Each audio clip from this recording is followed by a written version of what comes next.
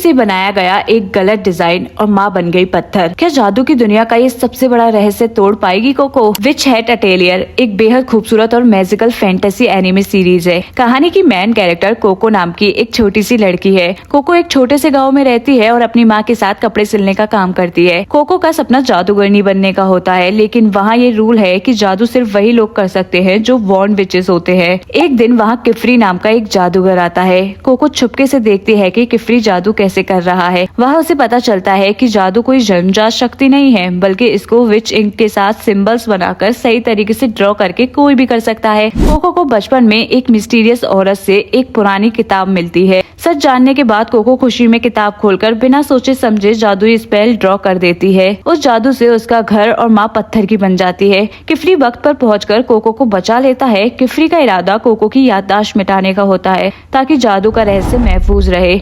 किफरी को ये भी पता चलता है कि जिसने कोको को ये किताब दी थी वो एक डेंजरस ग्रुप ब्रिम कैप्स के मेंबर है जो प्रतिबंधित जादू का इस्तेमाल करते हैं। उन लोगों तक पहुंचने का एक ही रास्ता कोको है, इसलिए किफरी उसे अपनी शागिर्द बना लेता है। कोको अटेलियर पहुंचती है जहां उसके साथ किफरी की 3 शिष्य और हैं। अगौत एक गंभीर और मेहनत करने वाली लड़की जो शुरू में कोको से नाराज रहती है क्योंकि वो बिना मेहनत के किफरी की शिष्य बन गई थी। तेतिया दूसरी टैलेंटेड और अच्छे मिजाज की लड़की। रेचे कम बोलने वाली लड़की। जब कोको जादू सीख रही होती है और किफरी किसी काम से बाहर जाता है तब अगौत कोको का टेस्ट पास करने के लिए दादा रेंज भेजती है। अगौत का मकसद एक ही होता है कि कोको इस टेस्ट में फेल हो जाए और हार मानकर अटेलियर छोड़ दे। इस टेस्ट में कोको को एक तैरते हुए आइलैंड पर चढ़ना होगा और वहाँ से फूल तोड़ना होगा। कोको दादा रेंज पहुँचती है। वहाँ पर वो अगौत के उड़ने वाले जादुई जूते और कुछ जादुई टूल्स ले जाती है। दादा रेंज एक उड़ने वाला आइलैंड होता है। टेस्ट पास करने के लिए वहाँ पर उगने वाला फूल लाना होगा, लेकिन कोको पर उन जूतों से उड़ना आता ही नहीं है और वो पानी में गिर जाती है, जिससे जूते भी खराब हो जाते हैं। फिर वो अपनी सिलाई के काम को यूज करती है। फिर वो एक कपड़े का जुगाड़ करती है और जादुई सील बनाकर उस कपड़े की मदद से उड़ती है और उस फूल को ले आती है और टेस्ट पास भी कर लेती है। वहाँ पर उसको एक दोस्त भी मिलता है जिसे वो ब्रश बड़ी नाम देती है। एक दिन किफरी अपनी सभी शागिर्दों को मैजिक स्टेशनरी की दुकान ले जाता है जहाँ पर सिल्वरवुड ट्री से मैजिकल इंक बनती है। वहाँ पर कोको को बचपन की वही रहस्यमयी जादूगरनी दिखती है जिसके पीछे कोको भागती है। सभी लड़कियां भी उसका पीछा करती हैं और एक खतरनाक भूल भुलैया में पहुंच जाती हैं जहां एक खतरनाक ड्रैगन होता है। सारी लड़कियां उससे बचकर भागती हैं, अपने अपने जादू से उसे रोकने की कोशिश करती हैं। सभी मिलकर ड्रैगन के लिए एक नर्म और मजबूत क्लाउड सैंड पैड बनाते हैं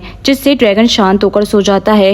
जब सारी लड़कियां भूल भुलैया से बाहर निकलने की कोशिश करती हैं तभी उन्हें जादुई सील दिखती है। वो उसे मिटाने की कोशिश करती हैं तो भूल भुलैया टूटने लगती है और अगौत टावर से नीचे गिरने लगती है। तब ठीक वक्त पर किपरी वहाँ पहुंचकर उसे बचा लेता है और अपनी ताकत से एक बड़ा वाटर ड्रैगन बनाकर उस खतरनाक ड्रैगन को हरा देता है। इस अफरा तफरी के बीच कोको थोड़ी देर के लिए बेहोश होकर अंधेरी जगह पहुँच जाती है जहाँ ब्रिम कैप का एक सदस्य उसको मिलता है और एक तोहफा देकर चला जाता है। जब कोको को होश आता है तो खुद को किफरी और बाकियों के बीच सेफ पाती है। अटेलियर पहुंचने के बाद किफरी कोको को किताबी पढ़ाई की बजाय किचन के कामों और कुकिंग के जरिए जादू सिखाता है। फिर बारिश के बीच किफरी एक प्रोटेक्टिव बैरियर बनाकर सभी लड़कियों के लिए घर के बाहर एक प्यारी सी पिकनिक अरेंज करता है। वहाँ पर नए जादूगर और रोगियों की एंट्री होती है जो कोको को फॉरबिडन मैजिक यूज करने की वजह से उसे नाइट मोरलिस के हवाले करना चाहता है। नाइट मोरलिस जादूगर की दुनिया की पुलिस होती है। ओलरोगियो किफरी का दोस्त होता है। किफरी जैसे तैसे ओलरोगियो को मना लेता है कि वो कोको की शिकायत ना करे। रात में कोको अपने ब्रश बड़ी को ढूंढते हुए ओलरोगियो के पास पहुंचती है। तभी कोको की नजर एक ग्लोइंग टाइल्स पर पड़ती है। कोको पहचान लेती है कि ये वही मैजिक है जिसने उसे मैजिक से प्यार करना सिखाया था। ओलरोगियो बताता है कि ये उसने खुद बनाया है। अगली सुबह बारिश के दौरान एक आदमी अटेलियर आता है और मदद मांगता है क्योंकि बारिश की वजह से नदी का पुल टूट गया था और वो उसका बेटा वहाँ फंस गया था। जैसे ही किफरी जाने लगता है अगौत भी उसके साथ चलने की जिद करती है। किफरी, कोको, अगौत, रेचे, तेतिया वहाँ पहुँचते हैं।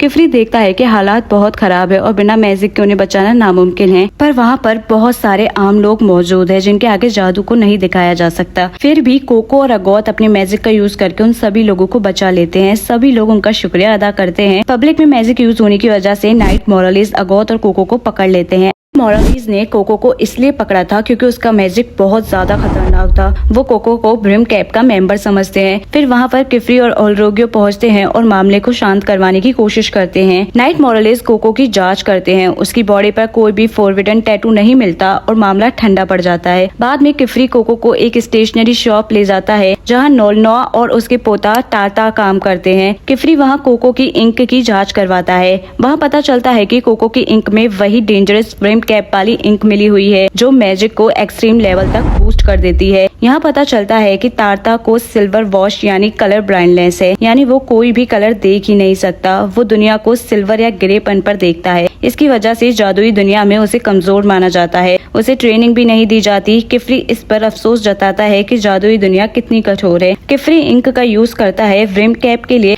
पर वो आकर उस इंक को तोड़कर चले जाते हैं। किफरी में ब्रिम कैप को हराने का ऑब्सेशन बहुत ज्यादा बढ़ जाता है। अटेलियर में कोको और अगौत का रिश्ता बेहतर होता जाता है। कोको मैजिक दिन भर और रात भर सीखती है, प्रैक्टिस करती ही रहती है। लगातार मेहनत और स्ट्रेस की वजह से कोको की तबीयत खराब हो जाती है। किफरी उसे हॉस्पिटल लेकर जाता है। वो वहाँ आराम करती है। तभी शहर में एक जगह आग लग जाती है और लोग उसे मदद के लिए बुलाने आते हैं। कोको अपनी हालत के बावजूद भी किफरी को जाने के लिए कहती है। किफरी ना चाहते हुए भी आग बुझाने के लिए चला जाता है। टारता अपना विच हेड गलती से वही हॉस्पिटल रूम में छोड़ देता है और जब वहाँ वापस आता है तो कोको बीमार मिलती है। हॉस्पिटल के सारे डॉक्टर इमरजेंसी में बिजी होते हैं। टारता कोको को दवाई देने की कोशिश करता है, पर बोतलों पर लेबल ना होने की वजह से वो पहचान ही नहीं पाता क्योंकि वो कलर नहीं देख सकता था। वो अपनी स्किल से बोतल से लिक्विड अलग करता है और सही दवाई ढूंढने की कोशिश करता है। आखिरकार टारता की समझ और उसकी मेहनत रंग लाती है। कोको का बुखार टूट जाता है और वो ठीक हो जाती है। इस पूरे प्रोसेस के दौरान कोको को एक बात समझ आती है। कोको को समझ आता है कि अगर किसी भी स्पेल के सिंबल को उल्टा कर दिया जाए तो उसका अपोजिट इफेक्ट पैदा किया जा सकता है। ये देखकर उसे उम्मीद मिलती है कि आगे चलकर वो अपनी माँ को ठीक करने का रास्ता भी ढूंढ लेगी। सुबह होने पर किफरी वापस लौटता है। तब टारता कोको से वादा करता है कि वो कोको के लिए खुद अपने हाथों से एक स्पेशल पेन बनाकर भेजेगा। अटेलियर आने के बाद कोको मैजिक की प्रैक्टिस करना शुरू कर देती है। किफरी उसे बताता है कि कोको स्ट्रेट लाइन बहुत परफेक्ट बनाती है, जिससे कोको का कॉन्फिडेंस बढ़ जाता है। जब कोको बाकी स्पेल बुक पढ़ने के लिए रीचे को इनवाइट करती है तो रीचे गुस्सा हो जाती है और टेबल तोड़कर वहाँ से भाग जाती है। रीचे बताती है कि वो दूसरों के स्पेल को कॉपी नहीं करना चाहती क्योंकि वो सिर्फ अपने खुद के बनाए स्पेल पर भरोसा करती है और किसी के दबाव में नहीं आना चाहती। फ्लैशबैक में ये भी दिखाया जाता है कि कैसे उसके बड़े भाई ने बचपन में उसे अपनी ऐसी ही स्पेल बनाने के लिए इंकरेज किया था। फिर अचानक से एक मैजिक लेटर आता है जो इन्फॉर्म करता है कि अगला सेकंड टेस्ट 3 दिन बाद एक केव में होगा। किफरी अगौत बिना बताए रीचे को भी टेस्ट के लिए इनरोल कर देते हैं। 3 दिन बाद सभी लोग केव में पहुंचते हैं जहां उनकी मुलाकात एक और स्ट्रिक्ट टीचर कुकरो और उसके स्टूडेंट यूइनी से होती है। वो टीचर बार बार अपने स्टूडेंट को सबके आगे जलील करता है और सबके आगे यूइनी को फेलियर बोलता है, जो सुनकर किफरी को गुस्सा आता है।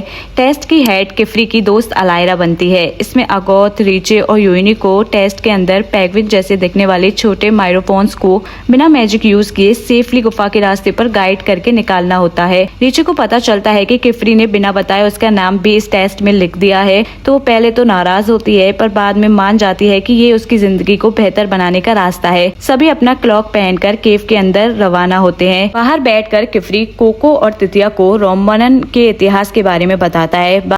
किफरी बताता है कि रोमनन एक ऐसी सभ्यता थी जिन्होंने बाहर के लोगों को रोकने के लिए ये केव का रास्ता बनाया, लेकिन वो सभी जादूगर अहंकार और बुरी आदत की वजह से वो खुद आपस में लड़कर बर्बाद हो गए और ये केव रह गई। टेस्ट के दौरान अगौत, रीचे और यूइनी के सामने रास्ते में एक बड़ा गैप आ जाता है जिसे क्रॉस करना आसान नहीं होता। रीचे बिना किसी की परवाह किए अपने यूनिक तरीके से प्रॉब्लम सॉल्व करती है। यूइनी बहुत डर जाता है, उसके हाथ कांपने लगते हैं। रीचे उसे समझाती है, फिर वो अपने क्लॉक के अंदर छुपकर वहाँ की कास्टिंग सील का इस्तेमाल करता है और आसानी से गैप क्रॉस कर लेता है। जब सभी लोग रास्ता पार कर रहे होते हैं तभी अचानक एक इनविजिबल ब्रिम कैप सदस्य वहाँ आ जाता है और अलायरा को किडनैप करके गायब हो जाता है। अलायरा बच्चों को चेतावनी देती है कि उनकी बातों में ना आए। अलायरा की टोपी हवा में उड़ती हुई किफरी के पास पहुँचती है। तभी किफरी समझ जाता है कि कुछ गड़बड़ है। तभी एक साफ जैसा रास्ता किफरी, कोको और तितिया को निकलकर नीचे गहरे अंधेरे में गिरा देता है।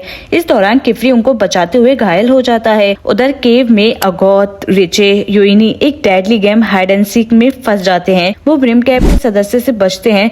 जब कोको और बाकी लोग होश में आते हैं तो वो ऐसी जगह होते हैं जहाँ श्रापित गोल्डन लोग मौजूद होते हैं, जिनको पुराने जादूगरों ने ऐसा बनाया और उनके दिल के में जादूगरों के प्रति बहुत नफरत होती है। केफरी और कोको दोनों ही बहुत बड़े खतरे में होते हैं। कहानी आगे के सीजन के लिए एक बड़े मोड़ पर छोड़ दी जाती है, जिसमें सारे कैरेक्टर ही मुसीबत में हैं। अभी इसके केवल 13 एपिसोड आए हैं। ये नेटफ्लिक्स पर अवेलेबल है और एनिमे का नाम है Witch Hat Atelier. You must watch.